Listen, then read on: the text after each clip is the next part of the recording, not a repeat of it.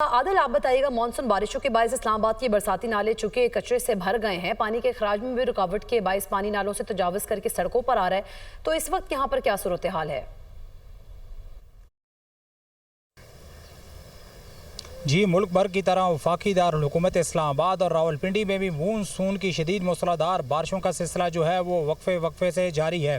और इसी सिलसिले में शहर की तमाम नदी नालों में जो है वो जब बारिश होती है तो शदीद तूफ़ानी जो है वो आ जाती है। तमाम नदी नालों के अतराफ़ पर जो है वो हंगामी अलर्ट तो जारी कर दिया गया है, लेकिन नाले की बात की जाए तो यहाँ पर शदीद गंद और कचरे की वजह से जो है वो पानी खड़ा हो जाता है, जिसकी वजह से तूफ़ानी के बाद जो है वो करीबी आबादी को भी नुकसान पहुंचता है और पानी का बहाव तेज़ हो जाता है। क्योंकि मानसून बारिशों से कबल बल सफाई मुहिम शुरू की जाती है, तमाम नालों को साफ़ कर दिया जाता है, लेकिन इस बार जो है वो अभी तक कोई इस तरह के खातिर ख्वाह इंतज़ाम जो है वो देखने को नहीं मिले। और साथ ही साथ नदी नालों के अंदर जिस तरह के शहर के मरकज़ी जो नाले हैं बरसाती, उनके अंदर भी कचरा है। बारिश ज़्यादा होने की वजह से पानी का बहाव तेज़ जो है उसका अखराज नहीं होता, तो इसी वजह से जो है वो नालों के अंदर पानी भर जाने की वजह से पानी जगह जगह खड़ा रहता है और उसके बाद पानी वो सड़कों के ऊपर या लोगों के घरों के अंदर, ये जो करीबी आबादी है नालों की, उसके अंदर दाखिल हो जाता है, तो लोगों को